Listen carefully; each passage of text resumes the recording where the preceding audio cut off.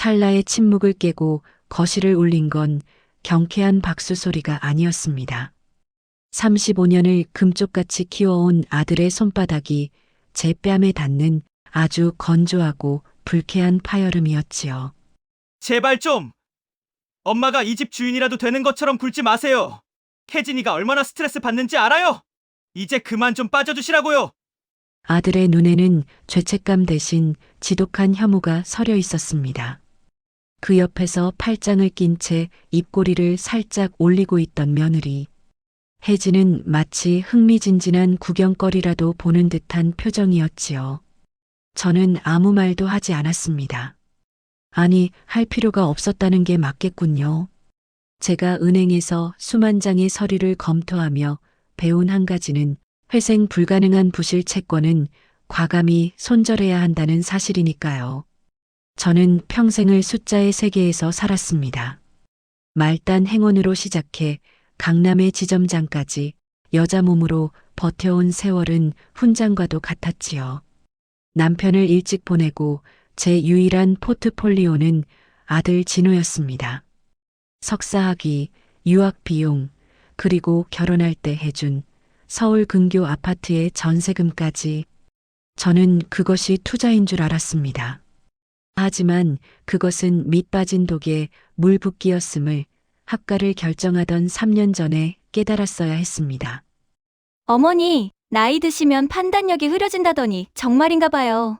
며느리는 웃으며 저를 가스라이팅하기 시작했습니다. 제가 산 반찬은 노인네 냄새가 난다며 버려졌고, 제가 아끼던 가구들은 집 안 분위기를 해친다는 이유로 베란다 창고로 처박혔습니다. 아들은 그 광경을 보며 스마트폰만 만지작거렸지요. 결정적인 사건은 따로 있었습니다. 노후 자금으로 묶어둔 제 퇴직금 계좌에서 무려 2억 원이라는 거액이 빠져나간 것을 확인한 날이었지요. 범인은 멀리 있지 않았습니다. 아, 그거 제가 좀 썼어요. 사업 자금이 급한데 어떡해요? 어차피 나중에 저 주실 거잖아요. 미리 좀 당겨 쓴 거 가지고 너무 깐깐하게 구시네. 미안함이라곤 찾아볼 수 없는 그 당당함에 실소가 터졌습니다. 은행장 앞에서도 당당했던 제 자부심이 제가 낳은 자식의 발밑에서 짓밟히고 있었습니다. 그리고 그날 밤 며느리의 실수를 지적했다는 이유로 저는 아들에게 뺨을 맞았습니다.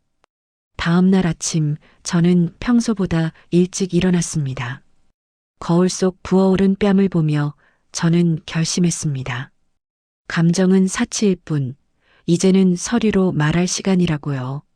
먼저 법무법인에 들렀습니다. 제 동기였던 전직 은행 간부들이 포진한 곳이지요. 아들은 몰랐을 겁니다. 이 집의 명의가 여전히 제 이름으로 되어 있다는 사실을요. 절세니 뭐니 하며 제 명의를 유지하자고 했던 아들의 탐욕이 결국 제게는 가장 강력한 무기가 되었습니다. 저는 분당에 있는 아파트를 급매로 내놓았습니다. 위치가 좋아 반나절 만에 계약자가 나타났지요. 동시에 아들에게 보낸 2억 원의 입금 내역을 증여가 아닌 대여로 입증할 차용증과 공증 서류를 준비했습니다. 과거에 아들이 나중에 꼭 갚을게요라고 보냈던 문자 메시지 하나까지 모두 복원해 증거로 첨부했지요. 일주일 뒤 아들 부부가 퇴근했을 때 그들이 마주한 건 바뀐 도어락과 현관문에 붙은 한 장의 종이었습니다. 바로 부동산 매매에 따른 퇴거 요청서와 대여금 반환 청구 소송 고지서였지요. 이게 뭐야? 어머니 미쳤나 봐. 우리 짐은 다 어디 갔어? 저는 이미 호텔을 거쳐 제가 미리 점 찍어둔 작은 오피스텔로 짐을 옮긴 뒤였습니다. 빗발치는 아들의 전화를 차단하고 저는 창밖의 야경을 보며 따뜻한 차 한 잔을 마셨습니다. 35년 만에 느끼는 완벽한 평온이었지요. 아들은 집을 잃고 빌려간 2억 원에 대한 이자까지 갚아야 하는 신세가 되었습니다. 며느리와는 매일같이 서로를 탓하며 싸우고 있다는 소식이 들려오더군요. 하지만 그것은 이제 남의 집 일일 뿐입니다. 여러분, 자식에게 모든 것을 내어주는 것이 부모의 미덕이라 생각하지 마세요. 내 인생의 명의는 끝까지 내가 쥐고 있어야 합니다. 자식이 선을 넘는 순간 여러분은 부모가 아니라 채권자가 되어야 합니다. 그것이 여러분의 남은 인생을 지키는 유일한 길이니까요.